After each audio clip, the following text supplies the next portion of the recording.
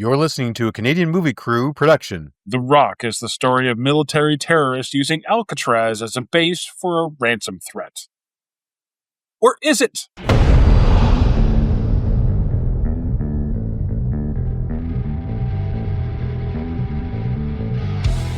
It's the Or Is It Movie Podcast.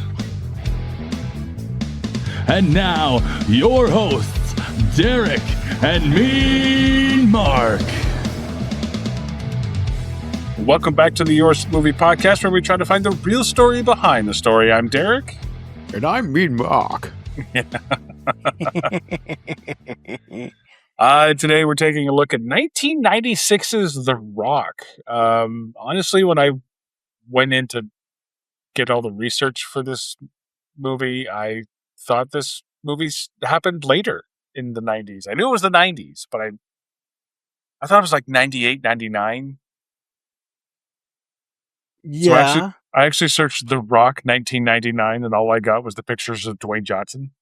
So I was like, what the hell? That is the first hit you get on IMDb when you search The Rock. It's not even a movie. It's an internet movie database, but the first hit is not a movie called The Rock. It's an actor called The Rock. Yeah. Yeah.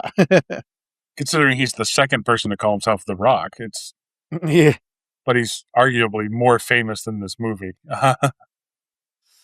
I don't know if you can argue that. I think he just is. I think you can. I think you can. I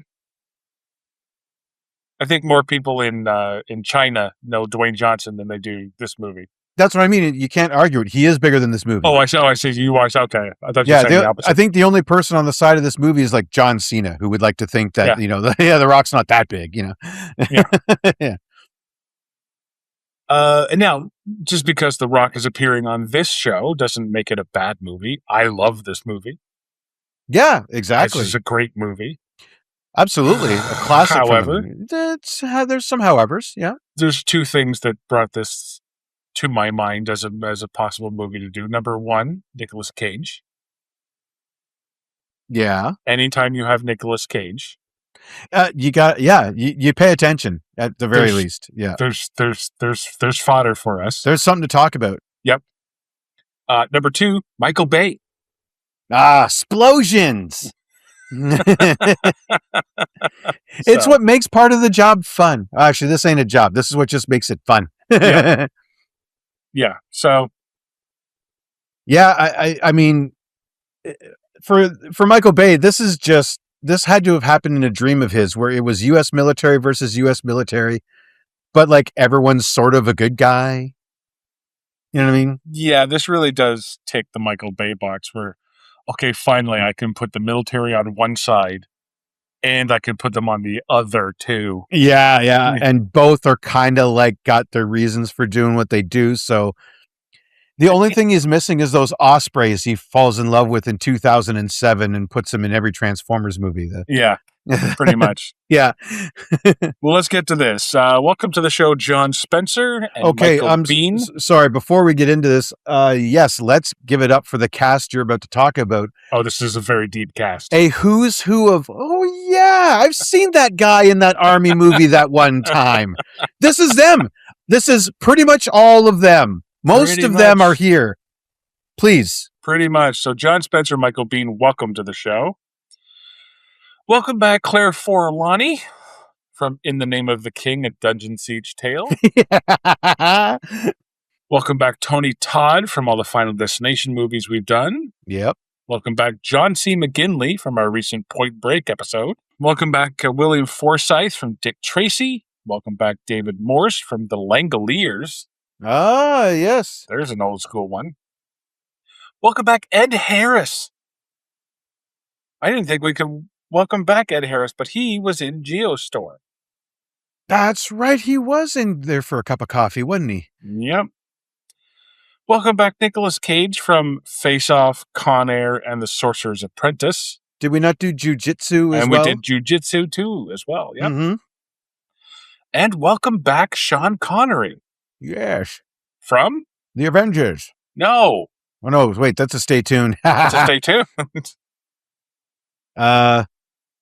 He's half naked. He goes to an oasis, a paradise. Oh, Zardoz. Zardoz. I'm trying to forget that movie. It was so weird. So You just. I need a second. I got to try and forget Zardoz. This is the one good thing about getting old is that some of these are just going to go away on me. And horrible memory unlocked. I know. Yeah, I know that one I tried to bury. Yeah. So yeah, let's get into it. So we have we get sort of our setup. This movie gets right into it, which I love. That's true. He will not waste a moment on this screen. Like if this movie was made now, it'd be 30 minutes before they even get the VX gas. Oh yeah, we would have to see a lot more of Goodspeed's home life and everybody's home life and bullshit. There'd be some weird side plot with the nosy neighbor that just won't get his dog off his lawn or something stupid. Yeah. Oh yeah. We'd have to see like a 20-minute like a live play of all the thing we get in voiceover where all of the Ed Harris's troops get killed. You'd actually have to see that play out. Yeah. Despite the fact not mattering at all. And for some reason, it would be cut with shots of Goodspeed at a karaoke night for no good reason. Oh, yeah. Like just singing away. You know what I mean? Like plus a little bit on Mason and oh yeah. Yeah, exactly. More about Mason and what he's going through in the prison system. Yeah. It would just be, you're right. It would be good. It'd be a while, but we get some good stuff right off the top here. Yeah. My first note is Ed Harris visits his wife on the sunniest rainy day. Yeah. I don't know if you noticed that. They did sort of the version I saw. They tinted it enough that it's like, I get it. That's the thing. Yeah, they tinted it through the camera. To be perfectly honest, though, I would have balked at that a little more. Except literally today, hours ago, I was standing outside in the sun and got a light hail on. I got hailed on. I got rained on in the sun today. I kid you not. The day of this recording. So I'll you know what? I guess I'll shut the hell up about that myself. You know what I mean? It just happened to me. But he like, what's he upset? He's upset. At first you're like, what? The army guy's upset that people die in war? Did you not died in war that they... Oh, I know what he says later. I'm just saying, like, off the top of the head, it's like, this is inexcusable. I'm like, what? The people died in war? You're an army guy. Like, isn't that what you... Wasn't that on the brochure? Like, sorry to say, but you kind of signed up for this. Yeah. It's like if I sign up to dig a ditch and then complain about getting dirty, well, duh. You know, like... I was not expecting a duel. Not to dismiss what the military does, but if you sign up for the military, this is kind of... So I'm told this is kind of part of the job. But no, we get to what his actual beef is. Yeah, so basically, do I have to explain The Rock? Who hasn't seen The Rock? If you haven't seen The Rock, you're the problem. And why are you listening to us right now? You know what I mean? Like, we're not going to make it any better. Go watch the movie. Go watch the movie, then come back. There's the scene where they go into the compound to get the VX gas. Oh, yeah. There's stealthy entrance. Oh, yeah. Smash right through the window. Like, if up until then it was a nice quiet incursion, they're sneaking around, like they've got the high ground, they've got all the angles. These guards, while military trained themselves, do not know what's about to hit them, except the guy who gets a pair of size 11s in his face through a windshield. He knew what hit him, you know. That's what I was saying too. Like, the guy in the tower doesn't see the guy zip lining towards him. No. He just sees the soles of his boot. Oh my God! Drop kick from across the courtyard.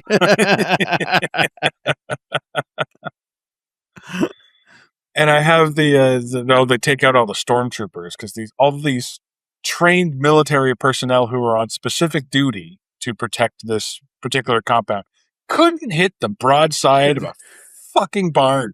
Yeah, one of the most dangerous chemical weapons known to man. I mean, I don't know at what level you get more dangerous than that, and it's just there's a certain level. This movie, none. And I mean, any other dangerous gas, well, okay, it kills you. It's just as dangerous as this. It just Yeah. fucking kills you. This is just horrible on the way out, though. That's the problem. Like, it'll kill you, then it'll go to work on you. You know what I mean? Like, yeah. Yeah.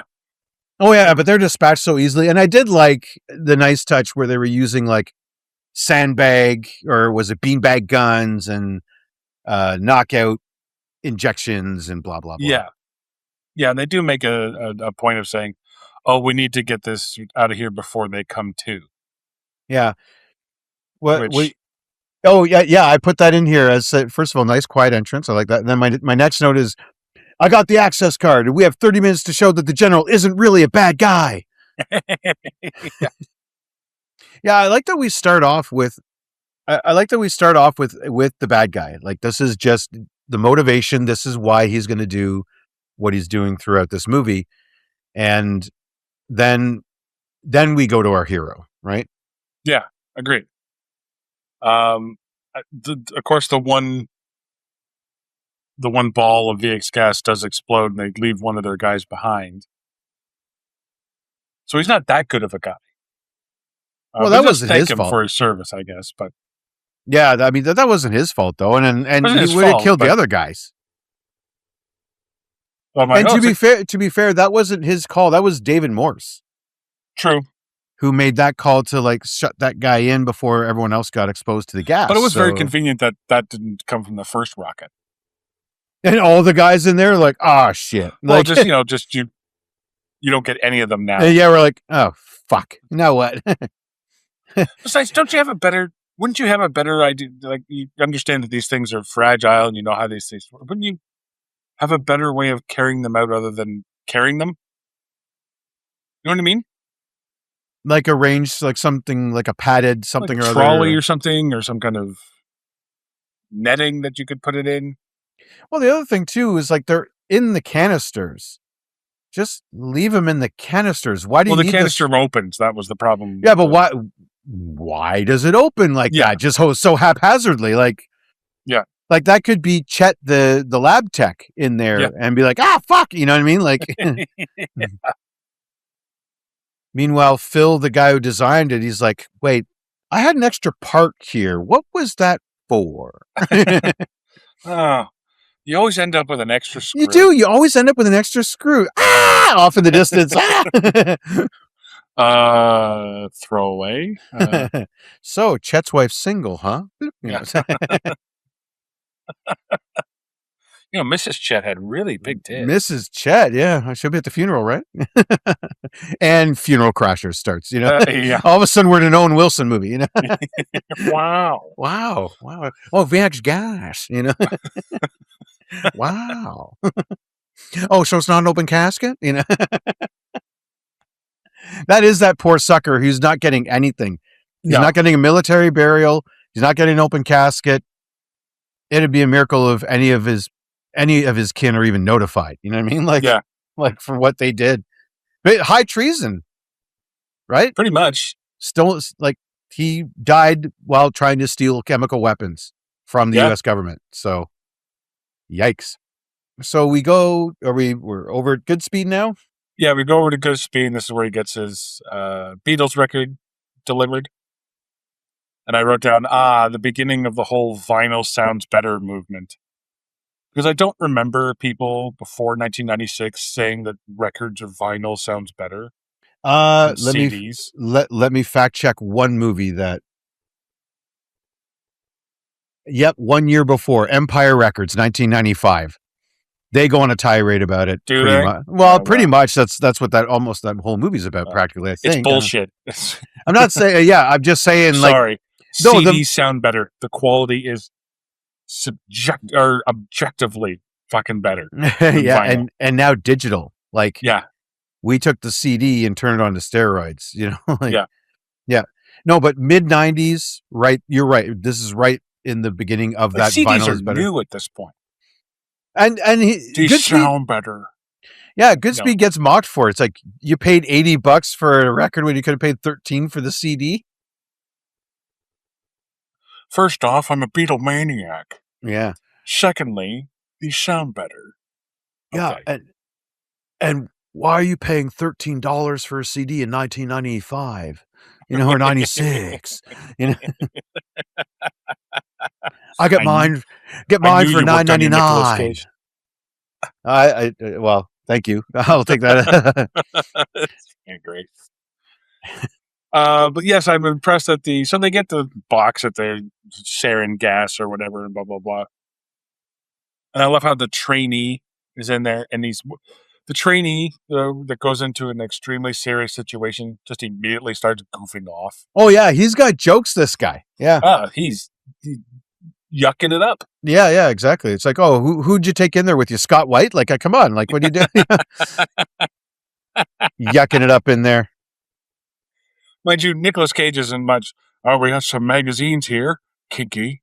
Yeah. He was reading the titles of the mags. I'm surprised he didn't centerfold, for Yeah. for the camera. Oh wait, sorry. Did I say surprised or disappointed? Anyway, yeah. No, yeah. These two are mugging in there. Meanwhile, it's sarin gas, like just a walk in the park. Yeah, for good speed. So a question. I don't know if you know the answer. So where does all that vented gas go? it's a good question. They just sort of blow it away. Like we don't like. Is it just sort of like there's some pigeons now dying of sarin gas? Like, is that what they're doing? They just vent it up. Just like every other smokestack in the city, there's some dude trying to get a tan up there. It's like Well, this is a Michael Bay disaster movie from the 90s, so I would imagine that there's a hole in the pipe somewhere. Yeah, there's a hole. Something goes wrong. So 3 floors up, there's another movie happening where it's like some sort of escape movie. Yeah. Starring Rosario Dawson and some other people. I don't know. The teenager at that point was for some reason Claire Forlani is also in this one.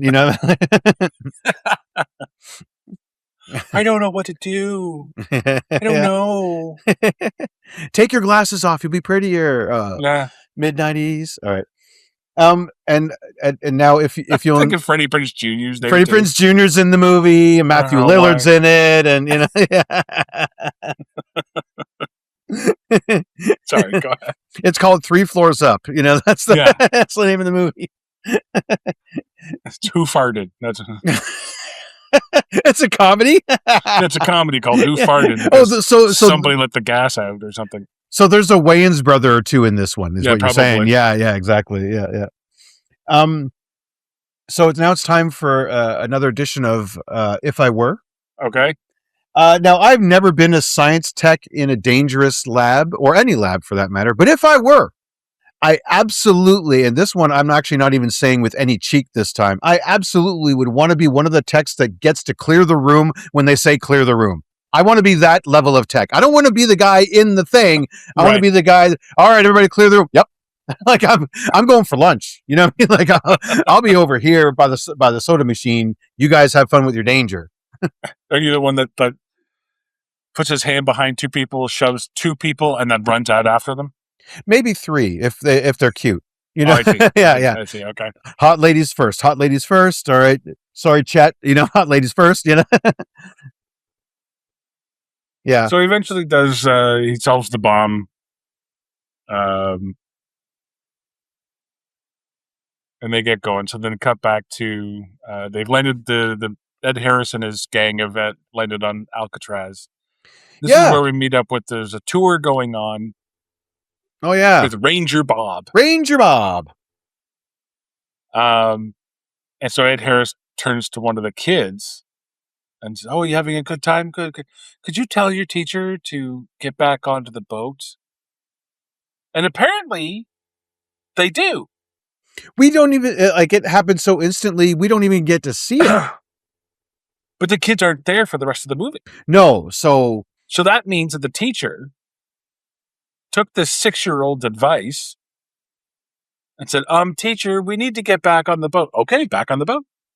Yeah, really. Because that's what teachers would do, right? You spent all this money for this field trip, got parents' permission slips, and you just take the 7-year-old at her word that this military guy asked you to get back on the boat? The military guy in civvies, might I add. In the 90s? Are you kidding me? Yeah, really. I mean, don't get me wrong. Maybe this is either a dumb teacher who listened to a 7-year-old, so who's running the class, or it's a really smart teacher. So when the 7-year-old pointed, they're like, "See that guy with all those other bigger guys? You know, the guy, the tough looking guy that has tougher looking goons. Yeah. Oh, is he the one that said get off the? Yeah, we're going. Let's go, kids. Let's go, kids. Yeah. Let's go, kids. We're going. Yeah, some goonery is about to happen. Grab your buddy. Yeah. Yeah, grab your buddy. Yeah, yeah. Ain't no one coming home. You know. So Ranger Bob puts all of the tourists in the cells temporarily, of course. And then all of a sudden, Ed Harris walks up from behind, fires a gun into the air. Yeah. Which, it's a good thing you did that, because how else would you get the attention of everyone who are currently locked up in cells? Yeah. Yeah. Fire a gun, of course. I got to admit, I kind of like this. Like, they just were patient enough to be like, well, they're going to just lock them up for us anyway. Like, it's not that, like, they could have, if they had acted too early, now they're the ones wrangling everybody. Be like, no, Ranger Bob will take care of that. Like, Did one of Ed Harris's guys have to take the tour the day before to see, okay, where's the perfect place in order for us to take over? you know what? I bet yes. And I bet you that same guy is disappointed that, oh, man, if we had just waited 5 minutes, we would have seen, you know what I mean? Like, Yeah. Like he actually liked the tour he's on. Like, yeah, I've got your perfect spot. But, and he's got like a postcard he sent to mom from Alcatraz, you know, wish you weren't here. Yeah. It's a jail. Get it, mom? You know? Yeah. Like something stupid like that. Yeah, and so they talk about how they're just set this. They set everything up, and it's all great. Like, this movie is great. One thing I do love, though, you're talking about the details as well, is this idea that we've had them on their tour in their civvies. So that implies that amongst their kit that was either with them or shuttled in on helicopter was a change of clothes for all the guys that were on the tour, because they were just in their right. So in the next scene, they're all in military garb. So they were in military garb there to begin with. No, they're in like hoodies and t-shirts and jeans, and because they're just supposed to be tourists, right? They're just on the tour, so they're all in their civilian garb. Oh, so included in their kit was like, I need a size 10, you know, like. You have 3 minutes to change, soldier. Bring me my waff beater, soldier. You know, waff beater. It's the 90s. You can still call it that. Anyway, yeah. So they talk about. So this is where Hummel sets up with a call to the president or whatever. Do we get that now, or do we cut back to Goodspeed again?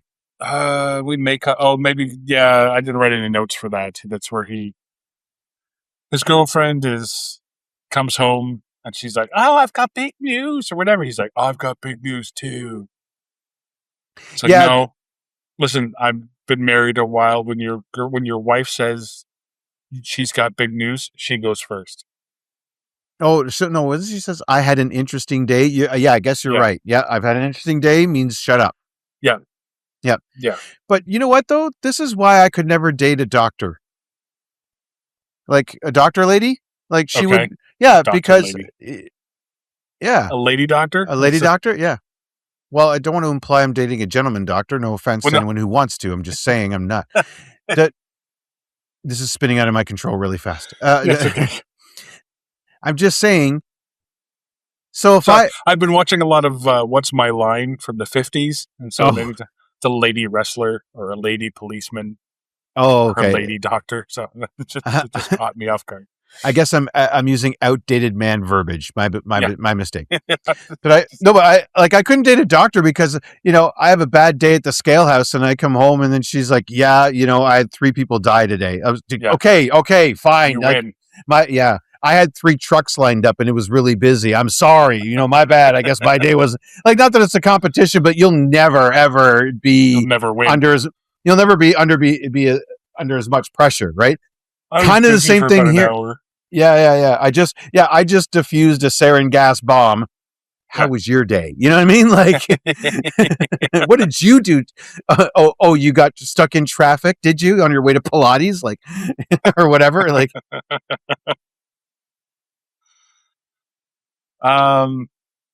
Yeah, so he goes, oh, I don't want kids, and blah, blah, blah. She says she's pregnant. Says, whoa, geez, a lot has changed in the last 7 minutes. All right. Yeah. Yeah, I can't imagine bringing kids into this world. Oh, no, that's exactly what you're going to tell me. Yeah.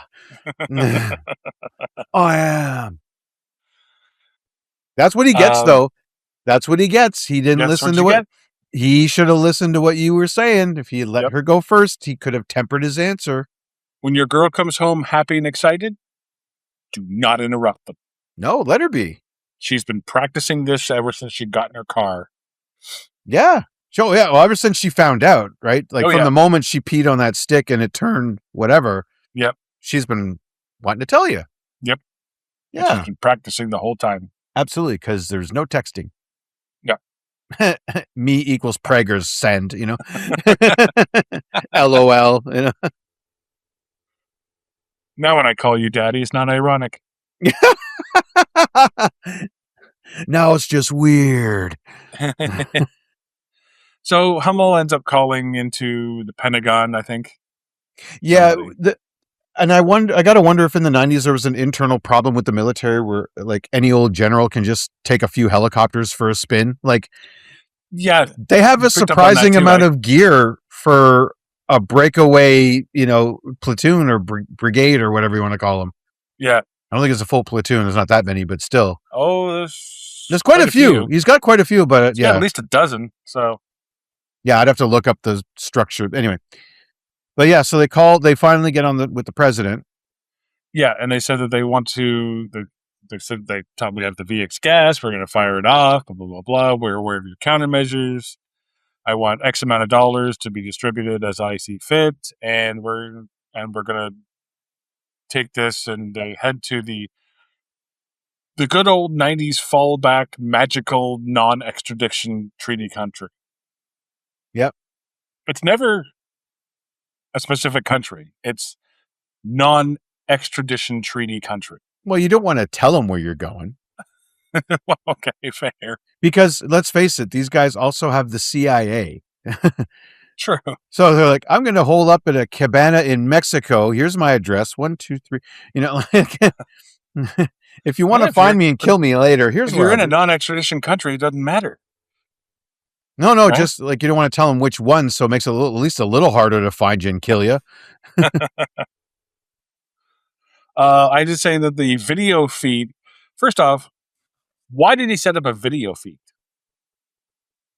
Yeah, it's 1996. They're going to believe it's you. It's not like you can AI that shit. Yeah.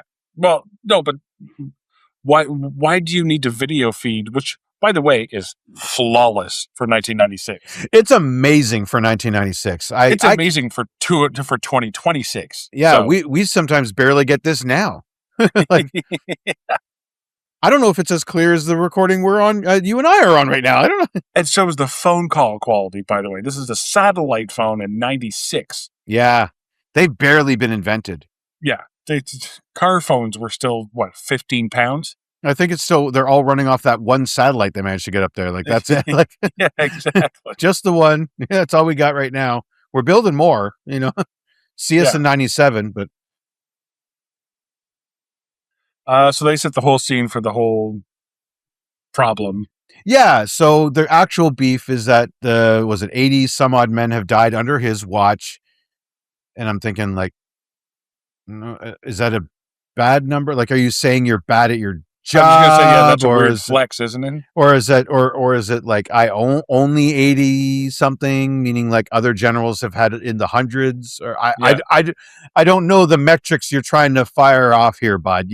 Like, I think later on he tries to say that it was a dead end mission anyway.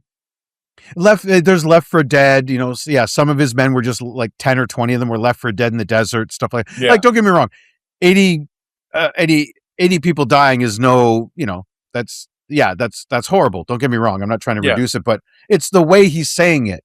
Yeah. Is he saying he's bad at his job, or he was really good at his job, or just the hardships of the job. It does give that off. That's like, oh, 80 men have died under my reign. Well, you must suck as a general. Yeah. Yeah, exactly. Maybe we should strip you down a couple of ranks. Yeah. Who's the Sergeant? guy that? Yeah, who's the guy that only had 75? Let's go work for that guy. You know, like.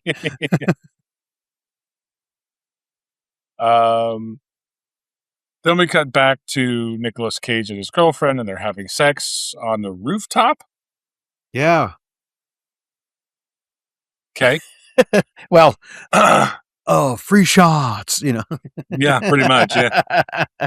But that is a weird, like that's rather public. And he gets called in. She's like, "I'm Catholic. And I'm pregnant. This poses a serious problem for me." I'm like, "Oh, but the premarital sex didn't." Yeah, really. Like you got there. It's kind of too late to pick and choose here, pal. So, yep. That's you're a little fast and loose to start with. You can't put on the brakes now. Like it's you done it. It's done. So, what can I say? Like your priest is going to find out sooner or later. Yeah. When's the wedding? 6 months from now? Yeah. Or when we start showing. Yeah. I'm just fat. Like trying to get away with it, you know? It's wedding weight. Wedding weight. Yeah. Stress weight. So cut back and they're saying, okay, well, we need to... Yeah. I'm sorry. I have another. Yes, I do not need to hear Nicolas Cage saying naughty over and over again during his vinegar strokes there. Like just for naughty. Oh, okay. naughty. I'm like, stop it. You're like, yeah. I do have a note before we move on from that. Yeah, because I think we are cutting back and forth. And so the note before the naughty thing, because jeepers, I had to write that down. After Ed Harris talks to the president, he talks to the people, right, that he's got in the prison. Yep. And he's like, I'm holding you against your will, and for that I apologize.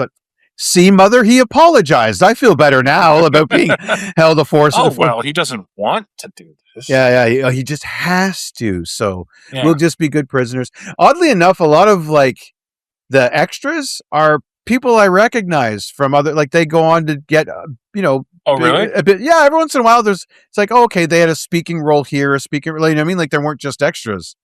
I'd have to go through and I could point them out to you if they were in front of us, but I don't ask me for the names. But I'm like, I've seen her before. I've seen him in speaking roles, like actual, like maybe on some sitcom or whatever. But it's but yeah. So stuff like that.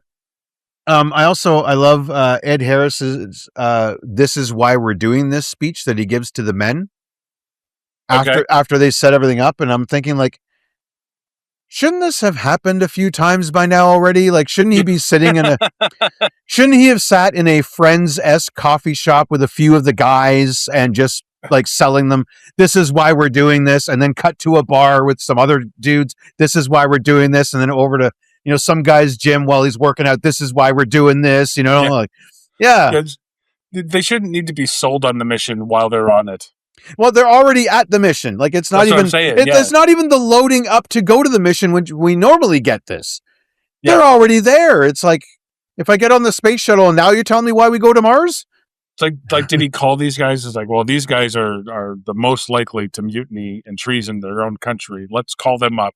No, we'll let them get here and then we'll tell them what we're doing.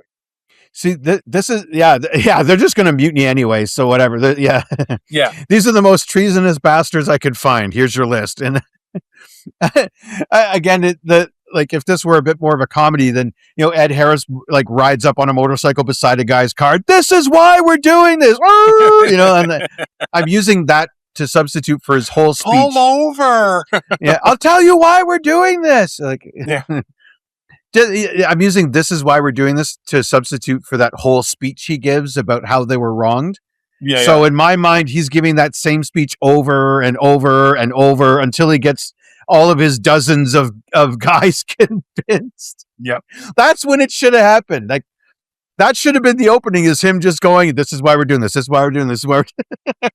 Yep. Absolutely. Yep. So we cut back to the Pentagon, and they're like, "Okay, well, we need to know how to get into. We need someone who knows Alcatraz." Because no one's figured out what it looks like in there. Yeah, thank you. They have schematics.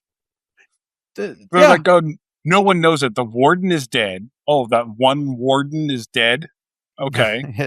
What, the warden And- from Cool Hand Luke? Like, And quote, "The guards we contacted were useless." Oh, that was pretty convenient for you. yeah, really. Like, really? All of the guards were useless. Well, and they said it's All of been, they said it's been done over and over again and retrofitted and well, how about some of the construction dudes? Yeah. They probably have them just because, business. Yeah. But okay. So they have to. So they bring in Mason, Yes. and Sean Connery, and he brings him into the interrogation room. And I got the first guy that interviews him. Oh, yeah. Doesn't get anywhere. He's like, "Oh, really? You want this? Here's a quarter. Call someone who cares," or whatever. And I'm like, don't give him anything. Yeah. He is SAS trained. Well, he doesn't. He is a professional escape artist, and he's a professional killer. Now, granted, Buddy doesn't know the first part. He knows he's been in prison, out of prison, back into prison. Oh no, they know he's SAS. No, the guy who's interviewing him gets told later. He actually has to go to his boss and say, "Fuck off. Who the fuck is this guy?" That's right. There is a succinct where we then get the download on who Mason actually is. Still, don't give him anything. He's a prisoner. Don't even give him a second look. Yeah. Yeah. Especially don't. I wouldn't give him the time of day. What time is it? I'm not telling you. No. I'm not. What time is it? Shut up. Yeah, time to shut up. Time to start talking Alcatraz. That's what time it is. Yeah. Yeah. Yeah. So I that's well, we'll come back to that. They get Goodspeed, right? And he's like, so cringe. Yeah, and he's like, I'm well, he's going on about his nerd credentials with chemistry. I got my first chemistry set at 10. Yeah. Things started happening around the house. The cat disappeared, stuff like that. Yeah. And I was like, wait, did you just imply that you killed a cat when you were a kid with a chemistry set? Is that what you're saying? We've like the same. Blew off my eyebrows when I was 7. Oh yeah, blew them off, and the cat disappeared. I was like, wait, okay, so the same marker for serial killers, killing animals when you're young. You're just lousy with chemicals. That's true. It does explain what happens with that sarin gas, what's going to happen later. Besides, who the fuck cares? Who the fuck cares what you did when you were 7? What have you done since you were trained? Yeah, what have you done since you've been a grown-ass man? Yeah. Yeah. Yeah, oh, no, exactly. Trust me, that's the U.S. government. They know who you are. Yeah, they know I'm a psychopath. It's like they know that you're a chemical super freak. They know that. Yeah. That's why you're there. That's why you got the job, yeah. Yeah. That's why they put you in charge of that kid who you almost got killed. Yeah. Yeah. Also, by the way, we cut back to the prisoners. Well, before we get there, because Goodspeed comes in, and it's the stupidest thing. He's like, I'm Stanley Goodspeed. Like Mason's supposed to know of who course that you is. are. Yeah. Of course you are. He goes, coffee. He goes, what? Oh, he goes, no, I'm fine, thanks. No, I'm fine, thanks. Yes, the prisoner who is chained to the floor is offering you coffee. What are you going to do? Unchain him and let him go get a cuppa? You're like, okay. Whatever. This man wants to go make me coffee. Uncuff him. Do you want cream or sugar? Yeah. 2 scoops of one, Is it a dark roast? Tell me, is it a dark roast? So Mason breaks free because he lets him out of his cuffs because, of course, you do. Why? But anyway, he takes the quarter that he's manipulated, like cut Yeah. into a Well, cutting tool. he stomped on it with a chair. He used the With a steel chair chair, to mash a corner side But of it down. he cuts a circle in the two-way mirror. Mm-hmm. Okay, because now he's going to do the cat burglar thing of cutting out only the circle. Then he puts his elbow through it and smashes the entire window. Yeah. So Yep. why bother doing the circle? I don't know if he did it without the circle, if he would have just like if it would have resisted too much, so he kind of damages it. It looks I like guess. it wouldn't have. But the thing is, you have all these guys with guns there, and they're just and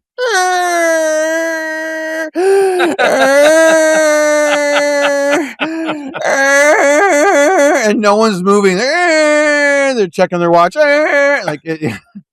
They look like dog bar. Whoa. Yeah. The only one who's okay that it's okay that he's not doing anything is Goodspeed. I don't have a gun. I don't. I'm unarmed, sir. I'm unarmed.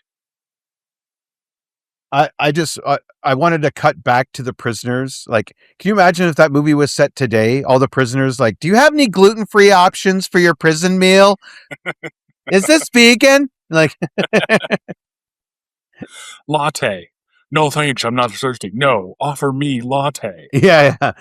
Offer me double mocha, half calf, whip. I don't with a pump of vanilla. Yeah. Insert your super stupid long Starbucks order here, and make it. Oh my God, that would be unbearable. and Stanley, make it shaken, not stirred. Yeah.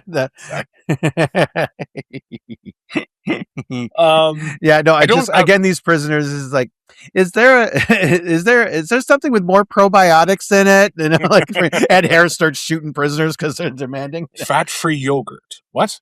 Oh, for me, fat-free yogurt. Oh no, I'm talking about on Alcatraz, having everybody just demanding gluten-free meals and stuff. Oh, like yeah. All those prisoners. Like if it was set today, they'd be like, "I want a vegan option." Like all the prisoners would be like, "This is so rude." Yeah. Oh yeah. All right. I'm entitled to my phone. We have held you against your will. All Karens report to cell block C. I don't have a lot of notes for the next scene, which is where Mason gets taken to the hotel. Just because it's a great scene. I have no notes. Yeah, he's singing in his shower, and he's just having a good old time there. He plans his escape. He calls out for room service to distract the stupidest FIBs. The FIBs.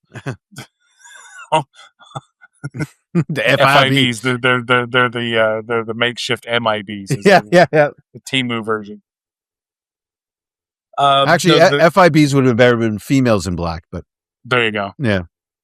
But they distract the FBI guys, the stupidest FBI guys with fucking lobster. Well, okay, no, you're right. FIB, Federal Incompetence Bureau. That's about right. There it is. There it is. It took me a second to get there, but I gotcha. Yeah. So here comes the FIB. So they bring in Anthony Clark of all people. Again, we mentioned this on Scott's podcast on Soul Man, where they really tried to make him a star. They really did. Yeah, Anthony Clark. Pushed him, holy, it did not work. It really felt like I don't know the guy. Okay, so he's probably a great guy. I'm sure he's a great guy. He's done way more work than I have. So who am I to criticize? But the way Hollywood was treating him, it was like the Brussels sprouts of actors. Like you just having them shoved in front of you, saying, "Eat it." Yeah, there's Anthony Clark. Take it in. Yep. You're going to digest this visually. Now, the only thing is like, okay, so he gets into the elevator and it's like, I don't care that you killed that man. I just totally continue to like your haircut. And I'm like, what does he tell his friends? Nothing. Oh, no, I think he says everything. Oh, yeah? Oh, yeah. Oh, no, he's a quote-unquote homosexual hairstylist. In the 90s? Are you kidding me? In the 90s? Are you kidding me? He ain't talking. He's talking to everybody. That's true. And probably... this character's probably spinning the story to make themselves out to be the hero. Because even the guy with who was stuffed full of lobster probably was like, and then he had a gun or something like that. Like, and then he took me hostage and he had a knife to my throat. Yeah. I tried to claw him back because, who knew? But I mean, this operation was supposed to be like butter, and he's getting hungry again, while he's telling the story. So then we get to the whole chase scene, and the chase scene is great. But I have one other note before we get to the chase scene, though. Like, I didn't write down the question, but during it's him and Goodspeed out on the balcony before he does the thing, right, where he hangs the guy over, and Connery leans in really close and he asks a personal question. Forgive me for not writing down what it was. My note simply says, I mean, if Sean Connery leaned in and asked me a personal question, I would be prompted to answer, even though I wasn't required to. Like, there's just this point where, like, they barely know each other, but yet somehow Goodspeed gives up info about, like, his... Is it Who's Carla? Yeah. But I mean, yes, he's right close. Who's Carla? Like, it's just right in there. And then it's like, I'm going to spill my guts. Yeah, that's true. And I'm sitting there going, why the hell would you? Well, it is Sean Connery. I don't know. I'd be prompted maybe to just start answering personal questions too. What can I say? It goes back to the I'm not giving you the time of day, asshole. Yeah. But so who's Carla? Why don't you want her to come to San Francisco? Yeah. Shut up. Who is your daddy and what does he do? Sorry. Different movie.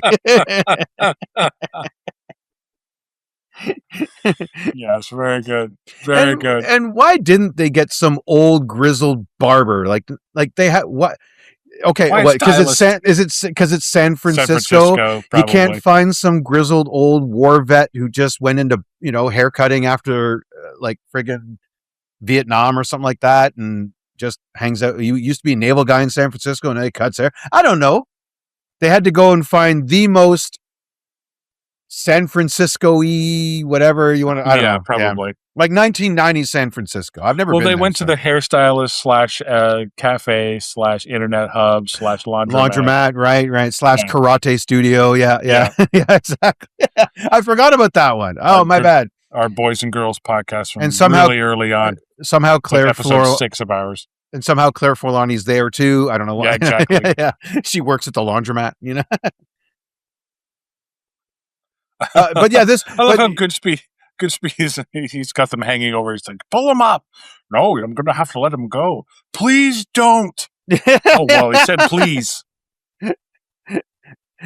Please. He said please. Yeah. You got to pull him back up. That's the rules. Oh, you said please. Yeah. Thanks for using the magic word. Yeah. It's good to know they still teach manners around here. That's like, again, that's like Ed Harris saying sorry. It's okay, mother. He said sorry for kidnapping us. Yeah, but you are right. This action scene, I was oddly torn. I'm like, I'm having a good time because of all the destruction and car flippery and all that kind of stuff. And I'm like, we haven't got to the Rock yet. We were there, but now we're here. Like, this is Rock adjacent. This is essentially the city of San Francisco being terrorized in like a little pre-destruction, almost like a primer, a little amuse-bouche for what is yet to come, apparently, with this VX gas. Yep. Ladies and gentlemen, Stanley Goodspeed, Yeah, like the chase scene is great. I love it. There's some comedy thrown in. He takes the Ferrari and everything else. But to be honest, you can cut it completely out of the movie and it wouldn't change a thing. If Mason leaves the hotel and the next scene is him talking to Jade, it still makes sense. And they honestly, they could have, you're right, they could have cut it out. They could have saved a lot of time and a lot of budget because that couldn't have been cheap to make. And they could have had a scene where basically he just disappears like a ghost. Like they're looking around. I don't know where he went, Yeah. Like that's it. Like he's just gone. And then they check the daughter's house. Boom, there he is. Like, yeah. Because that scene still makes sense. Like Goodspeed didn't necessarily have to follow him out because he gets the leg up by calling his intern, who seems to, even though he works at the chemical part of the FBI, he just, and prisoner database from 30 years ago. Just, it's like an icon on his desktop for some reason. Mason has a file. Yeah. There's just no name on it. And yet he found it. And yet they found it. Yeah. Who was checked in 30 years ago? Just the one guy? Like, is that what, just the one all year? But But What like I love too is, so Mason calls his daughter Jade from the car phone, which he has no idea even exists, right? Because he's been in jail for 30 years. So he yeah, wouldn't know that car phones exist, but he figures it out. He's a smart man. I don't think he's seen a touch tone phone Probably not. unless the prison got one, some newfangled device they got. But did he just, so there's a what I love is scenes that are implied by movies that we don't see. Yeah. So obviously Oh, yeah. he calls his daughter, like we see him call information on look for Jade Angelou. So there's an implied scene where he calls his daughter. She picks up and he says, "Hey, I'm your dad. Can we meet?" She says, "Okay." Yeah. And Never met him before. When and where? When and where? I don't trust you, so I'm going to bring a friend. But I trust you enough to believe that you are my dad and you do want to talk to me. Yeah. Yeah. It is. You're right. It is sort of like, Why? I'm your dad. It should have gone, I'm your dad. I would like to meet up with you. Fuck you. Click. or just, yes, I'm your father. Hello? Hello? Yeah, exactly. But yeah, you're right. Instead, it's like, hey, dad. Oh, yeah, you want to meet? Sure. Hey, are you, I kind of hear some background noise. Are you? Like, it's weird. I hear it through the phone, but I also hear it like 3 blocks away. The sound of, is that a cable car blowing up? Are you near? You know what? Just meet me on the corner. Did you just blow through a water truck? Is that what you're carrying bottles of water? Is that a water truck I hear blowing up? Wait a minute. Is that a Ferrari chasing you? What? Yeah. Is there some guy Nicolas Caging in the driver's seat of that car? Like, is that someone trying to? Is that someone yelling at you to cut the crap a-hole? Is that what? Yeah. Who keeps saying naughty over and over again in the background? If they could just be quiet for a second, we can arrange our meeting. That's fine. Don't bring them, whoever they are. Don't bring them. I don't want to meet them. Yeah. I love how all of that chasing, and then the airbag goes off when Goodspeed just hits a corner a little hard. Uh-huh. Yeah. Like, I'm no Mythbuster, but I have a 90s. feeling. Yeah, I have a feeling the Mythbusters wouldn't even bother with that one. They're like, no, it's not going to go off. Roll credits. There's the end of our episode. You know. Yeah. Would this happen? Would this particular scene in 1996 as The Rock happen? And it's just Jamie going, no. No, no, it wouldn't. Yeah, that's it. Cut to Carrie. Yeah. Just let's just watch Carrie for a second. She's going to explain why not. It's just her from behind making coffee. Yeah. Just for the next 20 minutes of the show to kill time. She just looks at the camera like, what? We're still talking about that? I thought we said no. Yeah. No, she just turns back and goes, what? Yeah. She has no idea. Yeah, just what? Yeah, and again, how does the chemical weapons dudes have this jail inmate data from Alcatraz, from a shut down, defunct prison from 30 plus years ago? Like, they just how? What? Ask Jeeves. Like, it was so much better than Google. This makes the War of the Worlds from 2025 seem more credible, as to what Ice-T was up to with all of his gadgetry than 1996 Goodspeed and Co. Data mining in the FBI files and like in no time. Keep in mind too, when he's calling back to his flunky back at the thing, he's on a cell phone on a motorcycle. Yeah. And he can hear him perfectly. And not to mention 1996. Yeah, absolutely. Can you hear me now? Yes, I can. Amazingly. I had a phone like that about 2 years later, 1998. And you had to stand real still. Yeah. Yeah, and outside, yes, okay, that was good. Because you didn't raise the antenna. You still had problems. Yeah, I always raised the antenna. I never had a problem. Yeah. That's how that shit worked. But not only that, but his flunky back at base there put in his 2 weeks. Shouldn't they have maybe, I don't know, turned his access off? Like, this guy's leaving. He's going private sector. He's done. No, reason for leaving. You asked me to stab myself in the heart. Admittedly, as far as an exit interview goes, Brenda from HR should be like, yeah, fuck yeah, I know, I get it. Hang on, these guys are fucking crazy down there. Here, let me get just 2 seconds. I need 2 more signatures, and you're done. All your full 2 weeks pay, all your vacation. Get the fuck out of here. Yeah, Friggin', it's like stabbing in the heart. This FBI is gonna fucking kill me, says Brenda. She's clacking away on the exit paperwork. You know. So we go on to this. So they meet up with Mason. Mason agrees to go. Blah blah blah. And this is where they go back to the headquarters, and this is where Goodspeed finds out that he's going on the mission. Well, first off, Mason says he's going on the mission because it's all in my head. Yes, I'll let you know when we get there. Yeah. And then Goodspeed finds out that he's going, and he's like, what? So, Yeah. no, I should probably brief your guys. Oh, no, we don't need to. You're going. I'm like, what do you want to bet the FBI agents are sitting around the table deciding who's going to go to the island, and none of them wanted to go until one of them went, why don't we just send Goodspeed? Yeah, exactly. Oh, good idea. Good idea, Johnson. All right. Yeah, there's another guy who knew exactly what to do because he took that night course. Yeah. And then he ain't telling nobody nothing. Yep. He just, that there's that meme of Homer disappearing into the hedges. Yeah. That's that guy. He just, he just sort of disappeared behind slick back hair guy.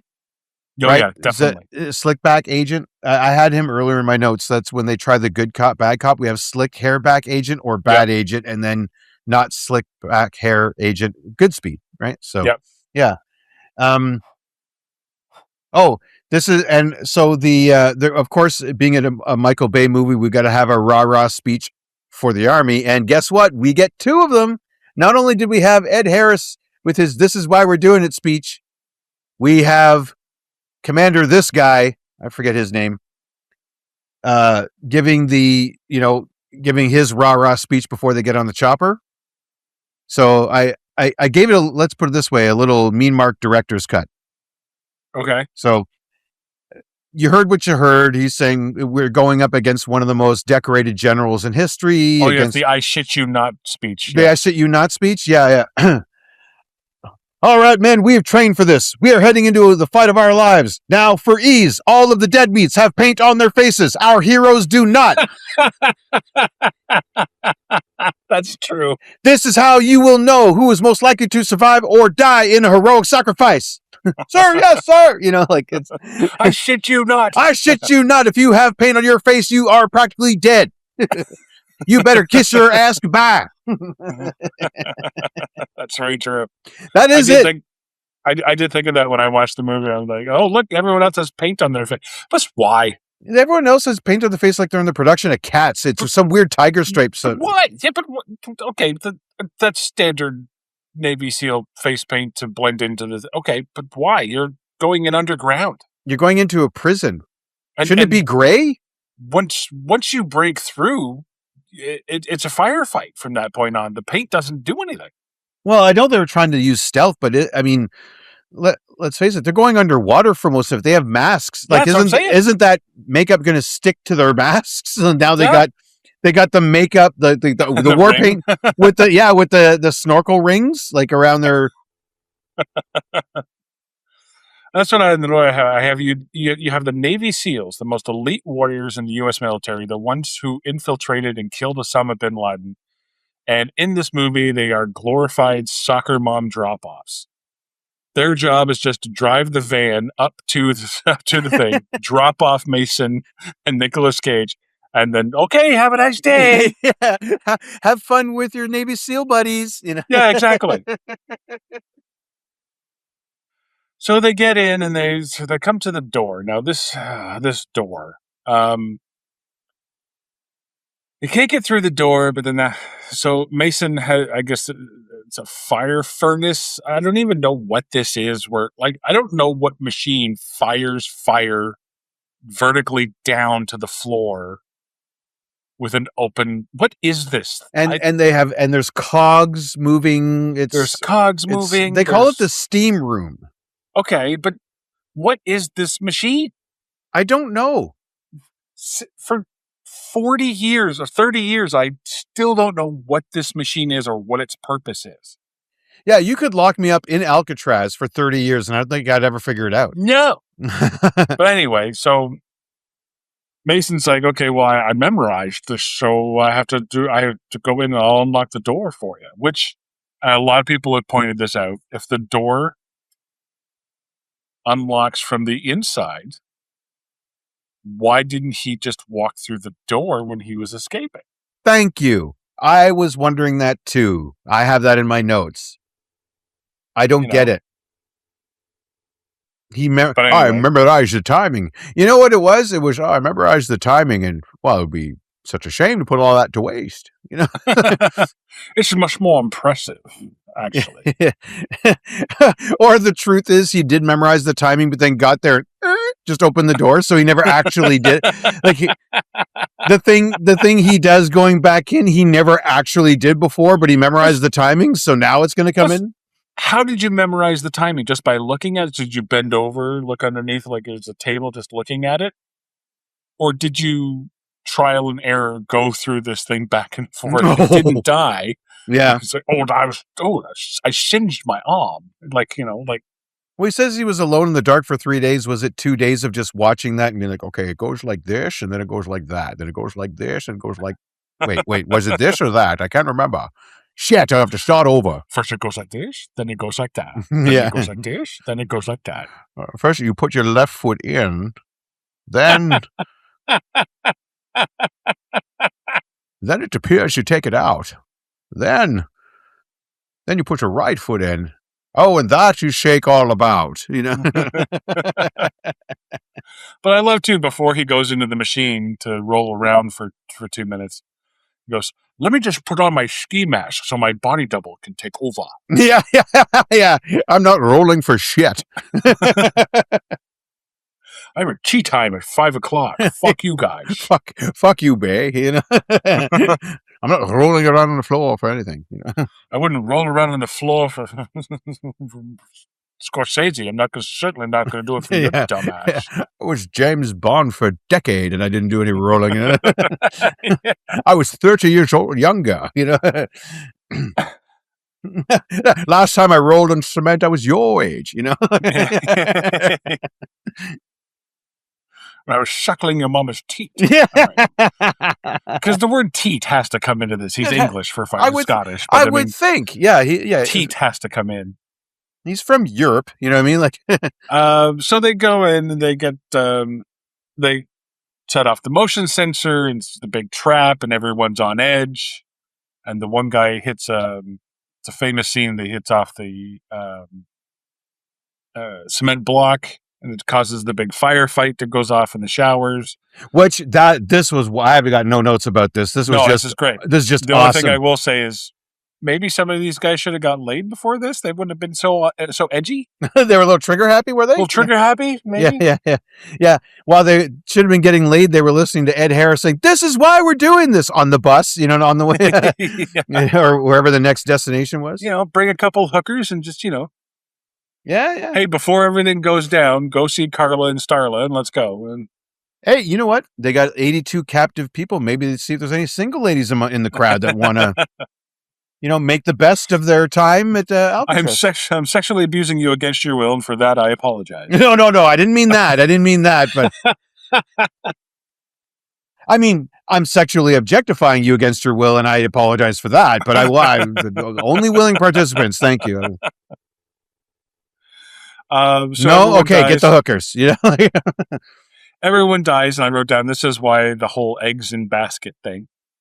Yeah, and somewhere I pictured in like 96 or maybe in his own private movie theater at Skywalker Ranch. There's Lucas, you know, getting the prequels ready to they seem to have the high ground there. That's pretty good, you know. Like, yeah, I see. I'm going to remember this. Meanwhile, we cut back to base with a lot of concerned faces, and my girlfriend's coming to see me, and I can't tell her to stop. So what do? They keep her there. Yes, Francisco. Yes, the very city that's no. You're at our base. We're VX. No, you're not. You're in a fucking auto shop. Like, they're filming segments of some YouTuber's friggin' commercial, or not commercial, but car teardown video or pop. Sorry, this is 1996. They're filming Popular Mechanics for kids in the background, and yeah, all these wide open windows and doors at this place. No, you're here safe at bay. How? You're in San Francisco, you idiot. Maybe she would be more comfortable, I don't know, in Las Vegas, like say Nevada, in New York. Yeah. Boston is, I heard, it's pretty nice. It also has an ocean nearby. Like, you know what's really nice this time of year? Dubai. Yeah. You know what? Eastern Canada's lovely. You should come up here for a tour. You know what it doesn't have? VX Gas. VX Gas. Yeah. You know what you don't find at the West Edmonton Mall? VX Gas. Yeah, exactly.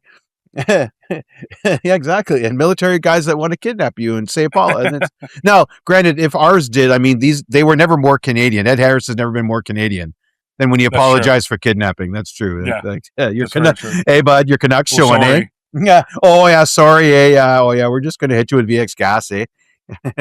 This is one thing I've always thought, is if you make movies more Canadian, you know what I mean? Yeah. You know, if you make Canadian versions of major movies, like was it Jerry Maguire? It's like, shh, you had me at hey, bud. They do Jaws, and it's like, we're gonna need a bigger canoe. But anyway. Oh well, in this one you can be, oh yeah, we're going up against a real hoser, eh? He's got like a lot of them ribbons and stuff, eh? Like he's, oh boy. Listen, you don't want to get in the corners with this guy. He'll check you. I'm just saying, he'll hit you hard. Like, you know, if he's your bud, he's a good guy, but he's not our bud today, eh? Okay, so let's go get him.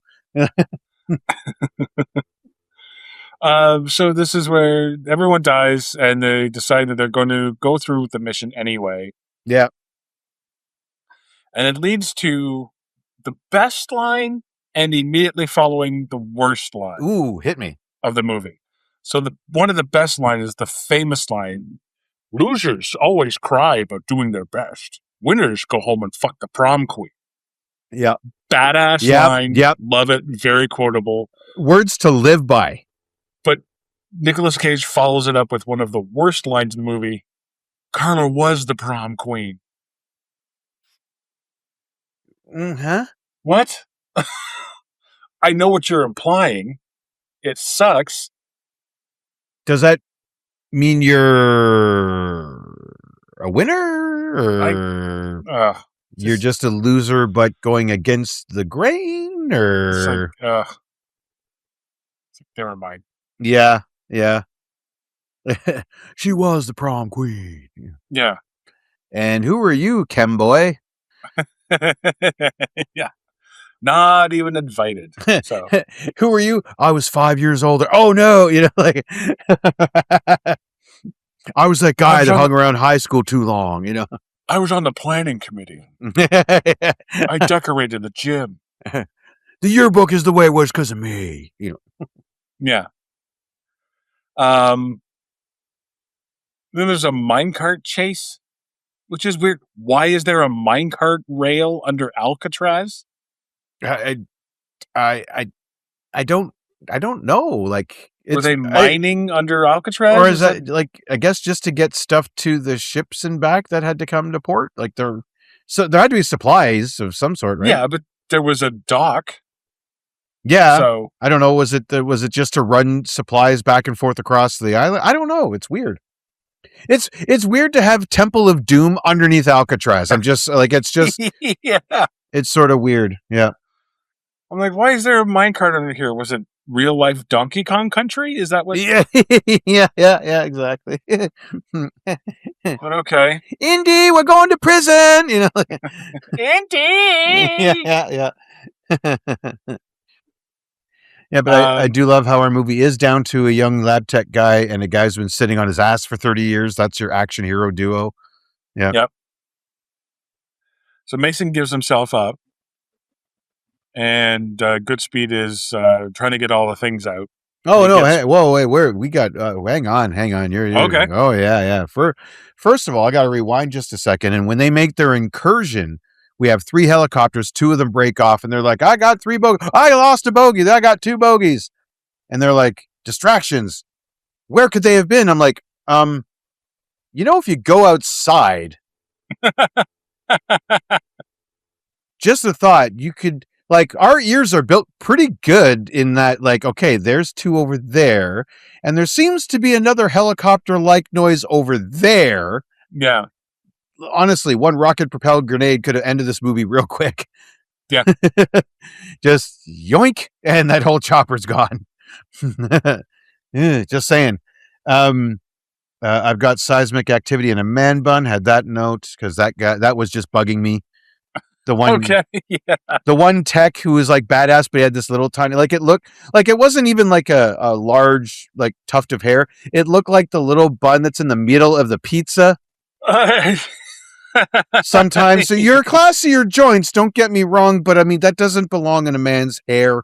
Right. Like a woman wouldn't be caught dead with a tiny little bun like that unless it was part of some other bigger thing going on. Sure. You know, like something better than that. I'm just There's saying. a ponytail sticking out of it. Yeah. There, again, I want Mythbusters in here. The guy sets off 1 liter of gas and it just vaporizes the entire tunnel system across the whole island. That's the one I want Mythbusters to test. Can that they survive? That it could actually cover that much ground with the explosion. B, that they would survive. I'm just saying. Like, Well, doesn't he say something like there's a bunch of built-up gas in there? Like it's the Indiana Jones and the Last Crusade kind of deal. Did I miss a line? Because I'm just looking at the little 1 liter can that he drops, his little makeshift bomb. Yeah. Like, sure, if you put gasoline in there, it is going to create a fireball, and it'd be pretty big. But I mean, this thing just like it stops to take a breath. This thing goes on for so long. Like, is it? Yeah. Like it comes up for air. You know. How'd the Marines get down there so fast? This is when after the end of the minecart. So they like we got our heroes are having time for a chit chat about. Did you know there was a minecart? No, I didn't know there was a minecart, and just well, there's a minecart. I know, I'm on the minecart, and they're just blabbing away, and then all of a sudden, yeah. Honestly, that would have been the best thing he had done in 30 years. A little minecart, his minecart ride. It's probably more entertaining than anything he's done in the last 30 years. So away. I don't care. That would have been kind of funny. Yeah, this is fun. Like. Finally nice to feel the wind through my hair. Yeah, and they cut it all off, you bastard. But then it's like no sooner did they fall off the cart or whatever, or you got Mason hanging, you got Goodspeed in the hanging cart, and then boom, instant Marines. I was like, fuck, these guys are fast. Because they were on that cart going for a while. Hidden staircase? Yeah, I guess so, but that 8 hours to deadline, I've lived that with homework. Do I go to sleep or do I do it? I don't know. Not as much pressure, I don't think. Not the same amount of pressure. Well, contextually, as a younger man, I felt, when you're paying for the school, now it's yeah. Oh yeah, when Mason goes to give himself up, he walks down the middle. Because they just had to have a scene of Connery walking down the middle of Alcatraz. Yes, of course. As a former inmate. And all the people are like, oh, and they're reaching out to him. You're dressed differently. Help us. They don't know that he's not with them. Yeah, exactly. But they're obviously, one's a gray-haired Scottish man is here to save us. Yay. Scotsman. Our liberator, the Highlander. He's back. He's back. Wait, wasn't he the one that... Of course he's the Highlander. There's only one. Yeah, he's here, and the Frenchman isn't, Yeah, so while he's giving himself up and he's Her Majesty's SAS, blah, blah, blah. Goodspeed is... So they capture him, and they capture Goodspeed, but the one guy, dangles down upside down. Oh, yeah. And he... And he's scrolling down. I'm like, Spider-Man. Yeah. Spider-Man. I know. Yeah. I was thinking the same thing. Is he going to scare him? Is he going to kiss him? Yeah. I saw this in a movie once. Actually, he hadn't by then, but yeah. And so this is where they break out of the cell. Nicolas Cage. I think this is where Nicolas Cage starts. You know what I mean? Like the Nicolas Cage character. Yeah. You know what I mean? Like Jeff Goldblum wasn't really Jeff Goldblum until Jurassic Park. Like he didn't really start with his character. Right. Yeah. You watch. Until Jurassic Park, and then he just did that character uh uh forever. Yeah, Right? exactly. So yeah, you watch The Fly, and he's just like, science. You know, like, meh. I think this movie was the beginning point of quote unquote Nicolas Cage. Really? Right?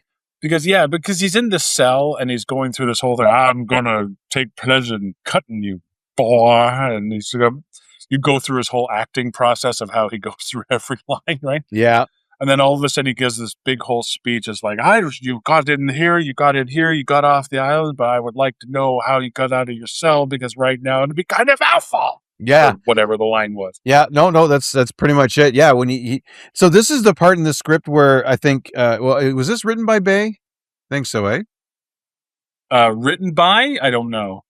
Oh no, Dave Weisenberg, Douglas Cook, Mark Rossner. So I figure at this point in the script, they found out they got Nicolas Cage for this. So then, well, apparently most of Nicolas Cage's lines were ad-libbed. I know, shocker, right? Yeah, really.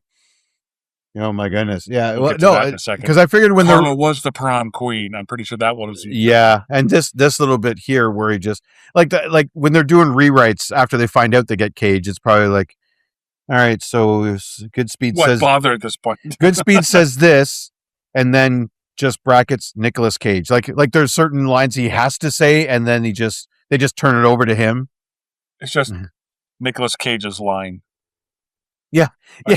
Mason says this. Yeah. Nicolas Cage's line. yeah, exactly. Was it? Yeah. Winners go home and fuck the prom queen. Nicolas Cage's line. Yeah. Mason reacts accordingly. Yeah. And so this is where they Hummel sends off the rocket, and he bluffs. Is this where he bluffs? Yeah. Or they're talking about how they're going to send it off. They haven't sent it off yet. They're all around the same time. This is really close to that. Yeah, like it's not far along. So this is where they fire off the rocket. Tony Todd gets mad. They overthrow Hummel. Yep.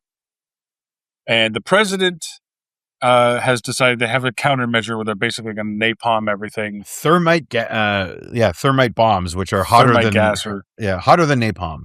There's a timer on this, right? Right, because the time that Hummel has said that he's going to send off these rockets, it's coming due. Yeah. Okay. So I want you to play the president, and this is the actual script from the movie that you're going to read. I'm going to play the aide to the president that's trying to get him to make the decision. Okay. Mr. President, we need a decision. These last few hours have been the longest of my life. Yes, well, the decision is tough, sir, but... How does one weigh human life? That is a dilemma, however... 1 million civilians against 81 hostages. Well, Spock in the middle, said, Frank Hummel. He's really the one putting the screws to you here. I get that. Though that we have ignored, abandoned, or marginalized a great soldier like Frank Hummel. Well, I suppose he did some good, sir, but... American boys have paid for that neglect in blood that's equally real. Yes, sir, but, I mean, the time, sir. And equally tragic. Tragic, yes, but they do have missiles, sir. We are at war with terror. They're pointing them right at us. Fighting a war means casualties.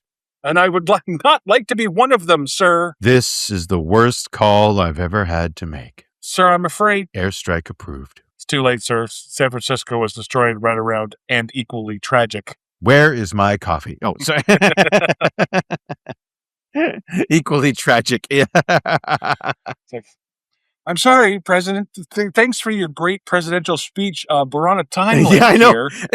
Yeah. These people take a lot of time for people on a timer. God, dramatic timing. Let's rewind to the whole reason they bust Mason out is they've got this emergency at Alcatraz.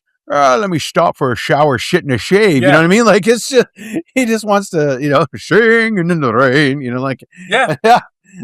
We have time for this and lobster and, lobster and, oh my God, what did they do to you? It's sort of grunge. Yeah, exactly. Yeah. They go on their mission. They're finding all these other rockets, and they get to the last one. Find all these other rockets in one stop. It's like they hit, 12 out of the 15? Yeah. Or something like that. They fire one, so now there's 14. And by the time the movie ends, there's just one left. There's one left. So they found a dozen rockets off screen. Yes. Like, we see him take apart 3. Yep. Well, there's the whole middle of the movie where it's all like the barber shop and the interrogation room and everything else. I guess the military guys are taking a nap. I guess.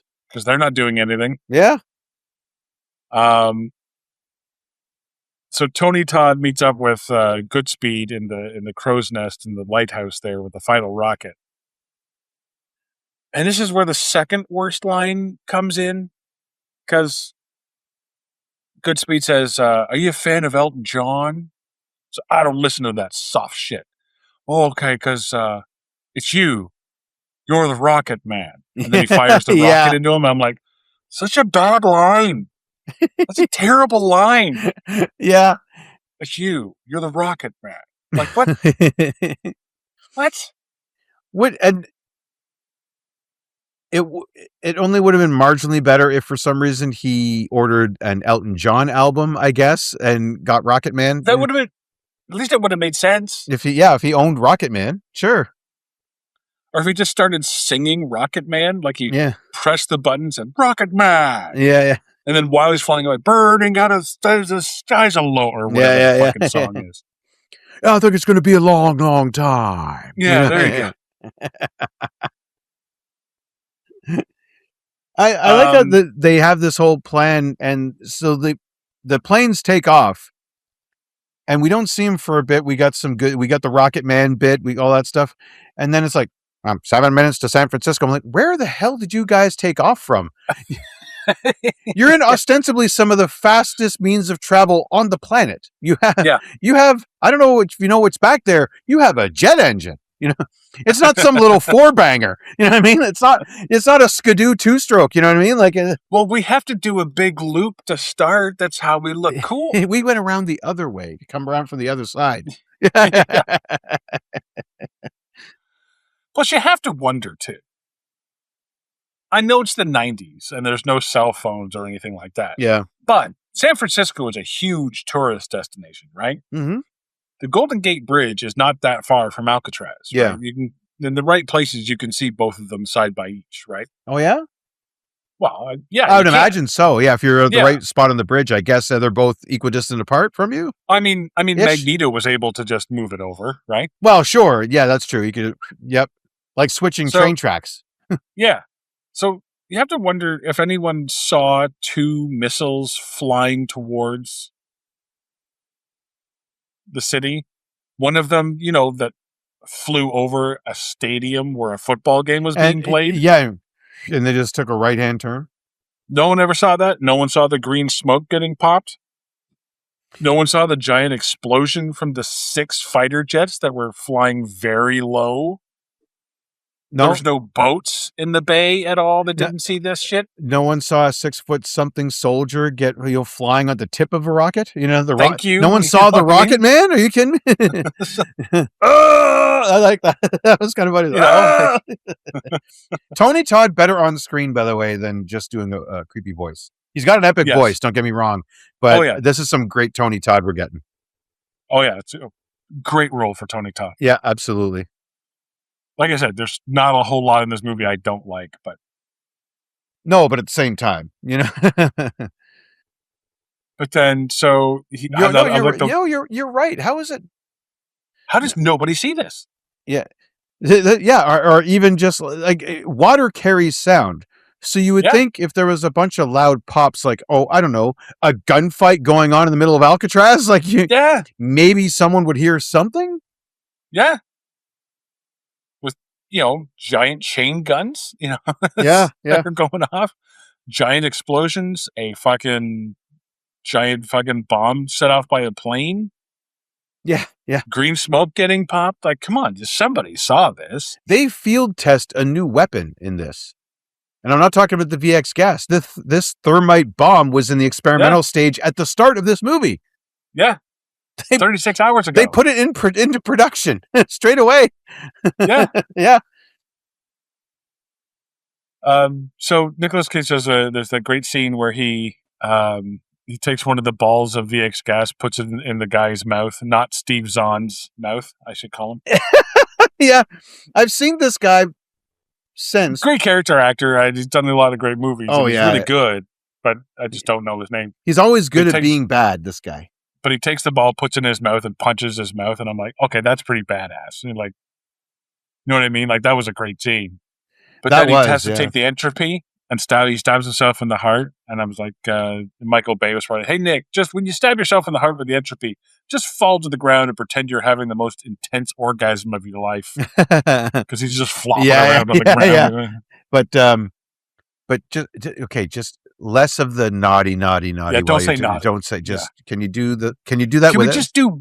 Look, Nick, can we just do one take where you don't say naughty, please? Yeah. All right, take 47. Go. Yeah. Naughty. Oh, jeepers cripes! Naughty. Yeah. So the bomb goes off. The pops the green smoke. They call the abort. Fire off the thing where Nicolas Cage happens to be. He gets blown into the water, and he's underwater until Mason comes over and saves him. Yeah. Because as we've learned, Mark, if you're knocked out and underwater, you don't need to breathe. No, apparently not. Like I worry when I swim about things like drowning. But what I can take away from this movie is that all I got to do is give myself a good old clunk in the head. I'll be fine. I'll just right on top of the diving board, bonk, and then just fall in. Just fall in. I'm Set good. new fucking records. Yeah. It's been down there for 30 minutes, Yeah. I do like how they gave the pregnant lady a front row seat to her fiance's demise. Yeah. Thank you. Yep. Yeah. Yeah. Again, Why is she in the control room? why is she in San Francisco? Well, because she got out of the car like a Karen and ran off, remember? Yeah, but once the FBI got her into their clutches, wouldn't it there should have been Agent Chet assigned to can you escort this lady to the airport? Just get in the car, drive east until we tell you to turn around. Yeah. Yeah, again, or until you hear a big explosion. Again, I tell you, Nevada. Just leave the state. Yeah. Just go one over. We don't need you don't need to go for clam chowder over in Boston. Yeah. Just not here, Yeah. So at the end, right? So we have, of course, Goodspeed's going to let Mason go. Yep. And Mason says, what are your plans? And he's like, oh, I was thinking of going to Maui.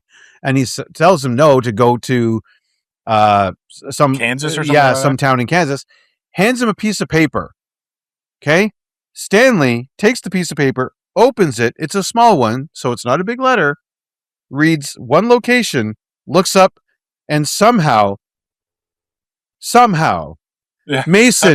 Mason is 150 yards away. Yeah, thank you. Across the. Yeah. It's called teleportation. Yes, it's a higher power that I have. I mean, nothing. I got it from Mortal Kombat. Yeah. It's a superpower that I have from cocaine. And then they find, hey, honey, do you want to know who really killed JFK? Yeah. And they have a dog for some reason at the end? Did they have a dog prior? Nope. Okay. Nope. They got married and had a dog. And by the way, guy who may have killed a cat with a chemistry set. I'm not getting a dog with you. Especially when you're so financially responsible, you're spending $80 on a fucking record. Yeah, what are you going to do to the dog? With a kid on the way, by the way. Right?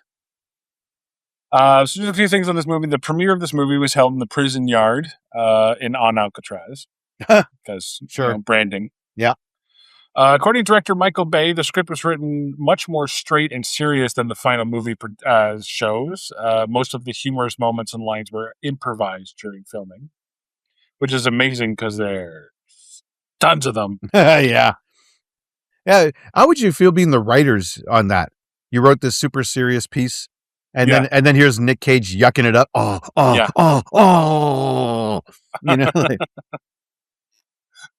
Imagine the script supervisor just watching the thing and at one point just throws the script. That's what I was thinking too. Away. Yeah, all the writers, they just throw them up and they're like, all right, continuity editor. Yep, I'm going to fuck it.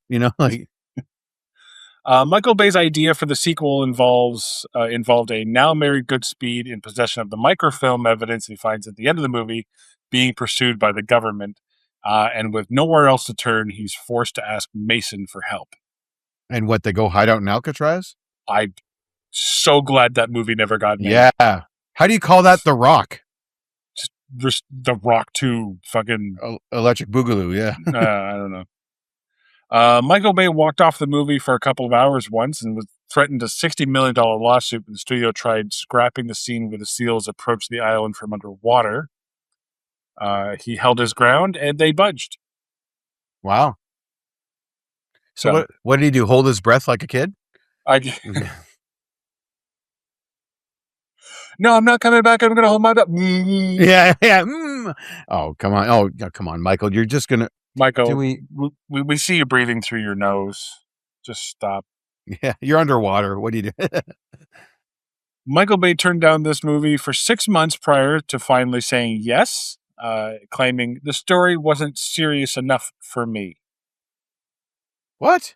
Michael Bay, the Transformers guy, the Ninja Turtles guy, said this movie wasn't serious enough for him. The Bad Boys guy. Thank you. You worked with Will Smith and Martin Lawrence together.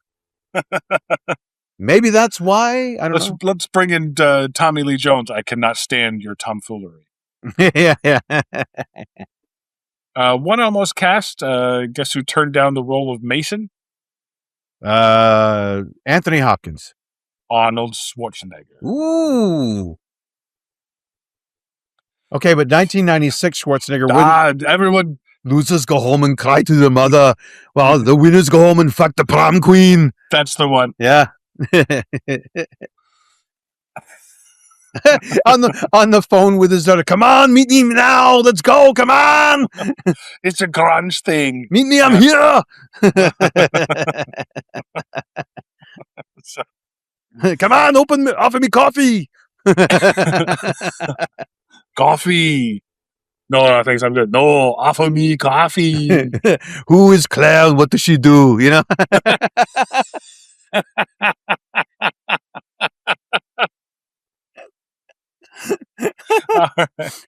This could go forever. As always on this show, we try to find the real story behind the story, Mark. Well, as we see at the end, or is it leaving Las Kansas? Okay, yep. Okay. Or is it the biggest beef and protest against Veterans Affairs we have ever seen? Yeah. That's really who they're targeting. Like they say the U.S. government, but specifically Veterans Affairs. It's not like anti-FBI or anti-CIA or DEA or any, anti-White House. It's like, no, the VA. Like, we're just anti-VA right now. Yeah. I just got the two. That's it? Yeah. I just have the one. Or is it the events that fueled countless conspiracy theories? Because you have to wonder if anyone, like we said before, saw the rockets emanate from Alcatraz, the green smoke, the hostages. And what are the hostages going to say? Yeah, really. When they get off the island. The 6 fighter jets. Besides that, what's the government going to say? Oh, it was a training exercise. Well, my hostage ass says otherwise. Yeah, there was nothing training about what happened. They let the kids go. Yeah. Yeah, how do they explain why the kids cut their fucking thing short? Yeah. Yeah. Unless they went to an internet cafe, fucking Karate studio, yeah. Karate studio, yeah. Yeah, exactly. Well, that's I'm getting on when I get home. I'm getting on AOL and telling everybody about this. You know. Only if I have enough hours. Hun, pass me the cereal box. I need more time on AOL. Well, that's gonna about do it for The Rock. I'm Derek. And I'm Mean Mark. Join us next time and we'll take a look at the love story between a prissy, fluffy dog and a Mon Calamari veteran soldier. Move that meatball with your nose in, lady, and a trap!